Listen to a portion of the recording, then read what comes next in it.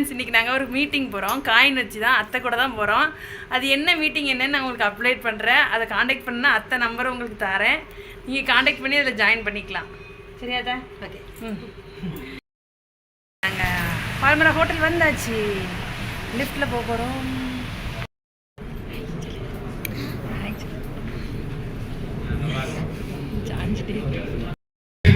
First time இந்த program தான் first time Khaira opposite meeting. நல்லா ஹேண்ட் ரைஸ் பண்ணுங்களேன் சார். இவங்க எல்லாருக்கும் ஒரு கிராண்ட் கிளாப் கொடுக்கலாமா? தேங்க்யூ. ஸோ உங்க ஃப்ரெண்ட்ஸ் என்ன சொல்லி உங்களை இன்வைட் பண்ணாங்க தெரியுது? சாட்டர்டே வீக்கெண்டு சும்மா லஞ்சுக்கு போகலாம், இல்லை ஒரு மீட்டிங் இருக்குன்னு சொல்லிருக்கலாம். Whatever it may be, உங்களை என்ன சொல்லி அழைச்சாங்கன்னு தெரியாது. ஆனா ஒரு விஷயம் மட்டும், வாரம் சர்ச்சுக்கு போறவங்க இருக்காங்க, ஒரு நாளைக்கு 4 முறை 5 முறை தொழுகை பண்றவங்க இருப்பாங்க, வாரம் செவ்வாய்க்கிழமை வெள்ளிக்கிழமை கோயிலுக்கு போறவங்க இருப்பாங்க. நல்லா யோசிச்சுங்க. எவ்ரி டைம் நீங்க கோயிலுக்கோ சர்ச்சுக்கோ மாஸ்கோ போகும்போது உங்களுக்கு என்ன தேவை அப்படிங்கறத இறைவன் கிட்ட நீங்க கரெக்டா கேட்டிருக்கீங்களா? நீங்க சரியான பாதையில போயிட்டு இருக்கீங்களான்னு நீங்க தெளிவா இருந்திருக்கீங்களா? எஸ், நான் சரியான ஒரு பயணத்துல போயிட்டு இருக்கேன். என்னுடைய கனவுகள், என்னுடைய லட்சியங்கள் நிச்சயமா நிறைவேறும். என்னுடைய குடும்பத்தை என்னால சந்தோஷமா வச்சுக்க முடியும். என்னுடைய பிள்ளைகளுக்கு தேவைப்பட்ட வாழ்க்கையை தர முடியும் அப்படிங்கிற நம்பிக்கை உங்க மனசுக்குள்ள இருக்கா? இந்த கேள்விக்கு தான் நிறைய முறை பாத்தீங்கன்னா ஆன்சர் 0. நான் இப்போ சொல்லக்கூடிய ஒரு ஆப்பர்ச்சுனிட்டிய ஒரு 45 மினிட்ஸ் நீங்க வாட்ச் பண்ணுங்க. ஒரு 45 மினிட்ஸ் டெடிகேட்டா நீங்க வாட்ச் பண்ணீங்கன்னா டெஃபினட்டா 100% உங்க லைஃப் ஸ்டைல் கண்டிப்பா மாறும். இதுல என்னன்னா, கைரால ஜாயின் பண்றதுனால யாரும் கோடீஸ்வரனா ஆக முடியாது. இல்லனா கைரால ஜாயின் பண்ண மேடம் வாங்கினா பாத்தீங்களா 50 rupees 100 rupees இந்த மாதிரி வாங்கிட்டு நீங்க இருக்கலாம். நானும் கைரால இருக்கேன் அப்படிங்கிற மாதிரி இருக்கலாம். ஆனா கைராக்குள்ள நீ ஒரு வைபை கிரியேட் பண்ணணும்னா டெடிகேட்டிவா நம்ம ஒர்க் பண்ணணும். அது என்ன, கம்பெனி என்ன, ப்ராஜெக்ட் என்ன, பிளான் என்ன, அது நமக்கு என்ன வருமானம் கிடைக்கும் என்னங்கிற என்டையர் டீடைல உங்க கூட ஷேர் பண்ண நான் தயாரா இருக்கேன். கேட்க நீங்க தயாரா இருக்கீங்களா? Sure? Can I start the plan? Thank you very much. Fine. KBA அப்படிங்கிறதுனா ஒரு சின்ன ஒரு குரூப், கைரா பிசினஸ் அகாடமி அப்படின்னு நாங்க ஃபார்ம் பண்ணிருக்கோம். அது சார்பா வெல்கம் யூ ஆல், உங்களை எல்லாரையும் வரவேற்கிறோம். What is mean by camp? Crypto awareness meet and project. இன்னைக்கு பாத்தீங்கன்னா வேகமா ஒரு ட்ரெண்ட் டெவலப்மெண்ட் ஆயிட்டு இருக்கு. அது என்னன்னா கிரிப்டோ கரன்சி அப்படின்னு சொல்லக்கூடிய இண்டஸ்ட்ரி. Okay, industry. இந்த கிரிப்டோ கரன்சி என்ன? இந்த கிரிப்டோ கரன்சிக்கான ஒரு விழிப்புணர்வை நம்ம ஏற்படுத்திக்கிட்டு ஒரு குழு அமைச்சு அதன் மூலமா நம்ம பணத்தை ஏர்ன் பண்ண முடியும். ப்ராஜெக்ட் இருக்காங்க, இவங்களுடைய பிரசன்ஸ் இருந்தா மட்டும்தான் அவங்க வீட்டுக்கு வருமானம் போகும். ஒரு ஸ்கூல்ல டீச்சரா இருக்கலாம், இல்ல ஒரு காலேஜ்ல ப்ரொஃபஸரா இருக்கலாம், இல்ல ஒரு கம்பெனில மேனேஜரா இருக்கலாம். What ever it may B, employee அப்படின்னும் போது உங்களுடைய நேரத்தை செலவு பண்ணி பணத்தை சம்பாதிக்கிறீங்க. அதாவது உங்களுடைய நேரத்தை இழந்து பணம் சம்பாதிக்கிறீங்க. நீங்க 8 மணி நேரம் ஒர்க் பண்ணீங்கன்னா உங்க 8 மணி நேரத்தை ஆர்கனைசேஷன் மேனேஜ்மெண்ட் வாங்கிட்டு அதுக்கான சம்பளத்தை உங்களுக்கு தராங்க.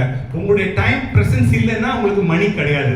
செல்ஃப் எம்ப்ளாய் கூட ஒரு டென்டிஸ்டோ ஒரு டாக்டரோ அவர் ஹாஸ்பிட்டல் போய் சர்ஜரி பண்ணாதான் அவருக்கு சேலரி கிடைக்கும். ஒரு ஆர்கிடெக்டா இருந்தாலும் அவர் உட்கார்ந்து டிசைன் போட்டாதான் அவருக்கு பணம் கிடைக்கும். ஒரு பிரசன்ஸ் இல்லைன்னா அவருக்கு இன்கம் கிடைக்காது. இவங்க 2 பேருக்குமே பாத்தீங்கன்னா இவங்க பிரசன்ஸ்ல மட்டும்தான் இன்கம் கிடைக்கும். இவங்க தினம் ஆக்டிவா ஒர்க் பண்ணாதான் அவங்க ஃபேமிலி ரன் ஆகும். ஸோ அவங்களோட ஆக்டிவ்ல ஏதாவது ஒரு சேலஞ்ச் இருந்ததுன்னா they are in 0% security. So உலகத்துல 90% of the people பாத்தீங்கன்னா எம்ப்ளாயி செல்ஃப் எம்ப்ளாயி கேட்டகரி தான் இருக்காங்க. காரணம் ஏன்னா, ஆங்கிலேயர்கள் கல்வி கொள்கையை கொண்டு வரும்போது நம்மளெல்லாம் அடிமைகளா பயன்படுத்துறதுக்காக தான் எஜுகேஷனை கொண்டு வந்தாங்க. நிறைய பேர் ஆங்கிலோ எஜுகேஷன், ஆங்கிலோ இந்தியன் ஸ்கூல்ல சேர்த்தா பெஸ்ட் கிடையாது. ஆக்சுவலா நமக்கு சொந்தமா நம்ம வாணிபத்துல ரொம்ப சிறந்து விளங்கணும், சொந்தமா சுயதொழில் புரிதல சிறந்து விளங்கணும். ஆங்கிலோ இந்தியன்ஸ் நம்மள எல்லாம் சிந்திக்க விடாம அடிமையாக்கிறதுக்காக ஒரு எஜுகேஷன் சிஸ்டத்தை கொண்டு எல்லோரும் வேலைக்கு போகணும், அடுத்தவங்க கனவுகளுக்காக இவங்க எல்லாம் ஒர்க் பண்ணணும், நம்ம கனவுகளுக்காக இவங்க ஒர்க் பண்ணிட்டு டே ஒன்லி எங்க பண்ணா சைல்ட்லயே ஸ்கூல் கொடுக்க ஆரம்பிச்சிட்டான். சின்ன வயசுல இருந்தே நமக்கு மர போட்டதுனால நம்ம மைண்ட் நல்லா படிச்சு நல்லா வேலைக்கு போய் நல்லா சம்பளம் வரணும் அப்படிங்கிற ஒரு மைண்ட் செட் போயிடும். நம்ம சுயமா சிந்திக்கிறதோ, தொழில் செய்யறதோ, வியாபாரம் செய்யறதோ எடுத்துட்டு ஆங்கிலேய. அதான் காந்திஜி கல்வி கொள்கை சம்பந்தமா ஒரு புத்தகம் எழுதியிருக்காரு. அந்த புத்தகத்துல ஆங்கிலேய வழியில நம்ம படிக்கிற படிப்பே தவறுன்னு சொல்லியிருக்காரு. அதெல்லாம் அப்புறம் பார்ப்போம். சோ இதுக்கு நான் சொல்ல வந்தேன்னா, வேலைக்கு போறவங்களோட லைஃப் இப்படிதான் இருக்கு, செல்ஃப் எம்ப்ளாயோட லைஃப் இப்படிதான் இருக்கு. வேற next passive income income zone. Passive income zone என்ன அப்படின்னு பார்த்தீங்கன்னா, இவங்க வந்து நேரத்தை முதலீடு செய்கிறாங்க. நேரத்தை முதலீடு செய்து ஒரு தொழிலையோ ஒரு சிஸ்டத்தையோ உருவாக்கிட்டாங்கன்னா அவங்க அந்த பிளேஸ்ல இருந்தாலும் இல்லைனாலும் அவங்க வந்து பெரிய லெவல்ல வருமானத்தை சம்பாதிப்பாங்க. உதாரணத்துக்கு நம்ம திருநெல்வேலி சேர்ந்த அண்ணாச்சி சரவணா ஸ்டோர், கரெக்டுங்களா? அவர் வந்து ஒரு ஐடியா ஒரு சிஸ்டமை கிரியேட் பண்றாரு. நீங்க வந்து ஆல் ஓவர் தமிழ்நாடுக்குள்ள நிறைய, சென்னையில மட்டும் பார்த்தீங்கன்னா நிறைய பிரான்ச்சஸ். அவர் கடையில் உட்காந்து கல்லால கேஷ் வாங்கல, சிஸ்டம் எஜுகேஷன் பண்ணிட்டாரு, மக்கள் பொருட்களை வந்து வாங்குறாங்க, பிசினஸ் நடக்குது, ஆட்டோமேட்டிக்கா ப்ராஃபிட் வந்துட்டே இருக்கு. ஸோ பாசிவ் இன்கம்ல என்ன பெனிஃபிட்னு பார்த்தீங்கன்னா, நம்ம பிரசன்ட் இருந்தாலும் இல்லைனாலும் நமக்கு தொடர்ந்து ஒரு வருமானம் கிடைக்கும். பாசிவ் இன்கம் என்ன பண்ணணும்னா, ஒரு ஐடியா, ஒரு சப்ஜெக்ட், ஒரு பிசினஸ், அதை கரெக்டா ஆட்டோ பைலட் மோட்ல சிஸ்டமேட்டிக்கா பண்ணோம்னா ஆட்டோமேட்டிக்கா பெரிய இன்கம் ஏர்ன் பண்ணலாம். பாசிவ். அதுக்கப்புறம் இன்வெஸ்டர்ஸ் பார்த்தீங்கன்னா பணம் வேலை செய்யுது. நாம பணத்துக்காக வேலை செய்யறோம். ஆனா இன்வெஸ்டர்ஸ்க்கு என்ன பண்ணுது, பணம் வேலைக்காரனா போயிட்டு பணத்துக்கு பணம் சம்பாதிச்சு கொடுக்குது. மெயினா நான் இங்க சொல்ல விரும்புறதுன்னா, பிசினஸ்க்குள்ள போறதுக்கு முன்னாடி நீங்க என்ன கேட்டகரியில இருக்கீங்க, ஆக்டிவ் ஜோன்ல இருக்கீங்களா, பாசிவ் ஜோன்ல இருக்கீங்களான்னு பாருங்க. ஸோ நம்ம என்ன பண்றோம்னா, இப்போ நிறைய பேர் வந்து ஆக்டிவ் ஜோன்ல இருக்கோம். ஆக்டிவ் ஜோன்ல இருந்தா அது பெருமை கிடையாது. ஆக்டிவ் ஜோன்ல இருந்தா நம்ம 0% செக்யூரிட்டில இருக்கணும்னு அர்த்தம். நமக்கு செக்யூரிட்டின்றதே கிடையாது. பாசிவ் ஜோன்ல தான் வந்து நமக்கு மிகப்பெரிய செக்யூர்ட் இன்கம் இருக்கு. நாம பிரசன்ஸ் இருந்தாலும் இல்லைனாலும் நம்ம கிரியேட் பண்ண டீம் நமக்காக ஒர்க் பண்ணோம். we can make big money. So இங்கேயே நம்ம என்ன பண்ண போறோம் அப்படிங்கிறத டீட்டெயிலாக உங்களுக்கு சொல்ல போறேன். ஸோ பாசிவ் இன்கம் தான் லைஃப் ஸ்டைலை மாற்றக்கூடிய. நெக்ஸ்ட் பிக் மணி ஏர்ன் பண்றவங்கலாம் யாரும் பார்த்தீங்கன்னா, பாசிவ் இன்கம் ஜோன்ல இருக்கவங்க தான் பிக் மணி ஏர்ன் பண்றாங்க. பிக் மணியை எப்படி ஏர்ன் பண்ணணும்னா அதுக்கு ஃபார்முலா இருக்கு. Next slide. How rich becomes more rich. பணக்கார மட்டும் தொடர்ந்து பணக்காரனாவே இருக்கான் பாருங்க. ஏழைங்க எப்பவுமே அல்லாடிட்டே இருக்கும். ஏன்? பணக்காரனுக்கு பணம் வேலை செய்யுது, ஏழை பணத்துக்காக வேலை செய்யறது. அதான் வித்தியாசம். Next slide. So rich knows how to make money from money. பணத்தை போட்டு பணம் எப்படி சம்பாதிக்கணும் அப்படிங்கிறது ரிச் பீப்புளுக்கு தெரியுது. பணம் வேலைக்காரனா இருக்கிறதுனால பணம் வேலை செஞ்சு பணத்தை பெருகிட்டே இருக்கு. இதுதான் விஷயம். ஸோ நாமளும் இப்போ எப்படி பண்ண போறோம்னா, ரிச் ஆட்டிடியூட்ல, ரிச் பீப்புள் மைண்ட் செட்ல நம்ம ஒர்க் பண்ண போறோம். அதுக்கு பெரிய பணம் தேவையில்லை. ஒரு சின்ன புத்திசாலித்தனமான செயல்கள் பண்ணாலே போதும், அந்த இடத்துக்கு நம்ம வந்துடலாம். அது என்னங்கிறத பார்க்கறது தான் இன்னைக்கு இந்த செஷன் நான் கண்டக்ட் பண்றேன். Next slide. Ways to make money from money. பணத்துல இருந்து பணம் சம்பாதிக்க பல வழிகள் இருக்கு. அதுல வந்து ஒரு 7 வழிகள் இருக்கு. அந்த 7 வழிகள் என்ன அப்படிங்கிறது பாத்தீங்கன்னா, ways to make money from money. பணத்தை தங்கத்துல முதலீடு பண்ணா ஒரு குறிப்பிட்ட காலத்துல தங்கத்தோட முதலீடு பெருகி ஆட்டோமேட்டிக்கா நமக்கு ஒரு வருமானம் கிடைக்கும். கரெக்டுங்களா? கோல்ட்ல இன்வெஸ்ட் பண்ணலாம். ரெண்டாவது பேங்க் டெபாசிட்ஸ். பேங்க்ல நீங்க டெபாசிட் பண்ணலாம், உங்களுக்கு வருமானம் கிடைக்கும். ஆனா அந்த வருமானம் எப்படி இருக்கும்? இப்போ மேடம் கிட்ட நான் ஒரு 50 ரூபாய் கொடுத்தோம் பாத்தீங்களா, அது மாதிரி குறைந்த வருமானமா இருக்கும். கரெக்டுங்களா? நெக்ஸ்ட் நம்ம என்ன பண்ணலாம்? பாண்ட்ஸ். அது மூலமா வாங்கலாம், அது மூலம் டிவிடெண்ட் கிடைக்கும். நாலாவது ரியல் எஸ்டேட். கரெக்டுங்களா? நிலத்துல முதலீடு செஞ்சா பணம் நமக்கு பணத்தை சம்பாதிச்சு கொடுக்கும். அஞ்சாவது மியூச்சுவல் ஃபண்ட்ஸ். அதுலேயே சப்ஜெக்ட் டு மார்க்கெட் கண்டிஷன் போட்டிருக்கோம். மியூச்சுவல் ஃபண்ட்ஸ் மூலமாகவும் நம்ம பணத்தை போட்டு பணத்தை சம்பாதிக்கலாம். ஆறாவது ஒரு விஷயம் ஷேர் மார்க்கெட். இன்னைக்கு வந்து பார்த்தீங்கன்னா ஷேர் மார்க்கெட்ல வந்து நிறைய பேர் பெரிய லெவலில் பணத்தை ஏர்ன் பண்ணியிருக்காங்க. அதுக்கு நமக்கு நாலேஜ் வேணும். அதில் வந்து பார்த்தீங்கன்னா நம்ம வந்து ஷார்ட் டேர்ம்ல பணம் ஏர்ன் பண்ணணும்னு நினைக்காம கரெக்டாக வந்து கம்பெனி அனலைஸ் பண்ணி ஒரு லாங் டேர்ம் பிளான்ல போட்டோம்னா பெரிய பணத்தை ஏர்ன் பண்ணலாம். உதாரணத்துக்கு எம்ஆர்எஃப் ஷேர் வந்து 10 ரூபீஸ் மார்க்கெட் வரும்போது இன்னைக்கு 1 லட்சத்துக்கு மேல. கரெக்டுங்களா? இது மாதிரி கரெக்டாக நல்ல கம்பெனி அனலைஸ் பண்ணி ஷேர்ஸை வாங்கி வச்சோம்னா 3 to 5 இயர்ஸ் லாங் டேர்ம்ல இன்வெஸ்ட் பண்ணும்போது பெரிய பணம் பார்க்கலாம். டெய்லி நீங்க இன்ட்ரா ட்ரேடிங் பண்ணலாம், அது வேற விஷயம். நெக்ஸ்ட் 7th ஒரு விஷயம் இருக்கு, கிரிப்டோ மார்க்கெட். நான் இன்னைக்கு பேசுற அந்த டாபிக் என்னன்னா 7வது இருக்கக்கூடிய கிரிப்டோ மார்க்கெட் பத்தி தான். கிரிப்டோ மார்க்கெட்ல தான் வந்து மிகப்பெரிய வருமானத்தை சம்பாதிக்க முடியும். Next right. Famous quotes on investments. Don't put all your eggs in one basket. இப்போ இந்த கூட்டத்தில் இருக்க எல்லாருக்கும் நான் சொல்லக்கூடிய ஒரு முக்கியமான விஷயம்னா, சார் உங்க வீட்டில் இருக்க மொத்த பணத்தை கொண்டு வந்து கிரிப்டோல போடுங்க நான் சொல்லுவேன். கரெக்டுங்களா? ஃபர்ஸ்ட் அண்டர்ஸ்டாண்ட் பண்ணிக்கணும்.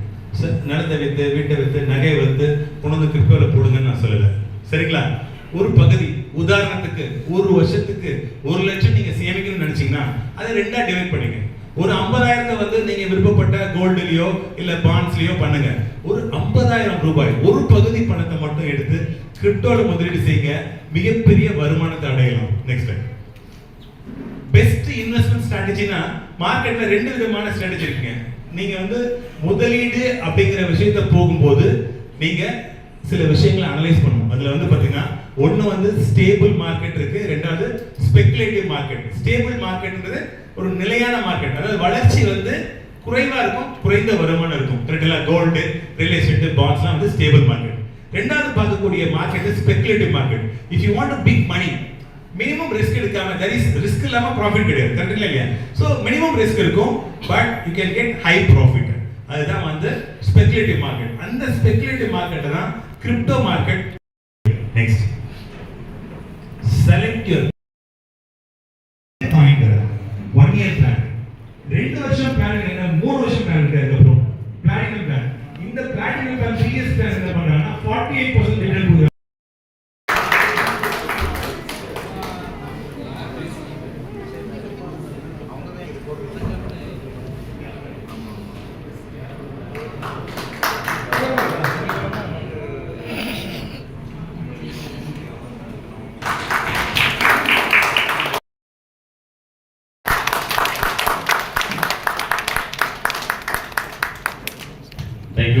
தேங்க்யூ. இதுவரைக்கும் நீங்க பொறுமை காத்து கேட்டிருந்தீங்க.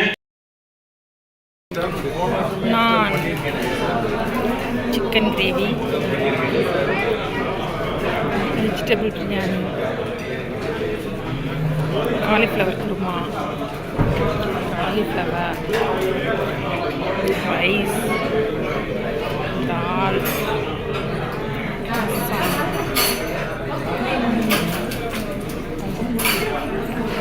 பிரதர் கொஞ்சம் கிடைக்காம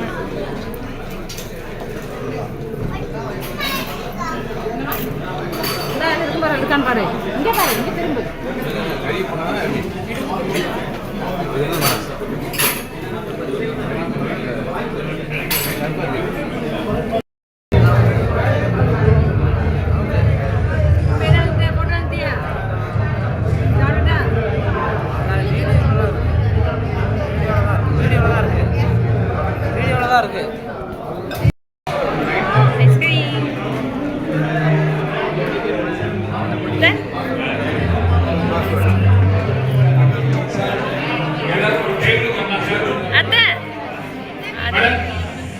அவங்களுடைய டீம் ஆர்கனைஸ் பண்ணுங்க. நம்ம ஃப்ரெண்ட்லாம் அப்பதான் எல்லாருமே அம்பானி ஆயிடுவோம். பிசினஸ்லாம் பார்த்து பண்ணணும். ஆல்ரெடி இது கரகண்ட இடம் கிடைச்சிருக்கிற டீம். நெட்வொர்க் மார்க்கெட்டிங்ல கம்பெனி, நல்ல கம்பெனி கிடைக்கும், எல்லாமே இருக்கும். ஒரு நல்ல டீம் லீடர், டீம் லீடர்னா ஒரு நல்ல தலைமைத்துவத்தில் நமக்கு ஒரு நல்ல மென்டார்ஷிப் கிடைக்கும். உண்மையா சொல்றேன், ராஜ்மோகன் சார் மாதிரி ஒரு ஹையர் அஃபீஷியலா இருந்து, நல்ல வருமானங்களோட இருந்து, சொசைட்டில ஒரு நல்ல ரேங்க்ல இருக்கக்கூடியவனா இருந்தா சத்தியம் இந்த மாதிரி மீட்டிங்லாம் நான் வருவேனா? நல்ல வேலை கவர்மெண்ட் ஜாப்க்கு நான் போகல, சத்தியமா போகல. கிடைச்சு பாஸ் பண்ணி போகல. போகலன்னா எதுக்குன்னா பிசினஸ் பண்றது ரொம்ப பிடிக்கும். ஆனா ராஜ்மோகன் சாரே இது பண்றாங்க அப்படின்னா, நேற்று நைட்டு 10 இருக்கும் ஆபீஸ்ல வந்து அப்படியே மெதுவா, ஏன்னா நாளைக்கு என்ன நடக்கும்னு நமக்கு தெரியாது.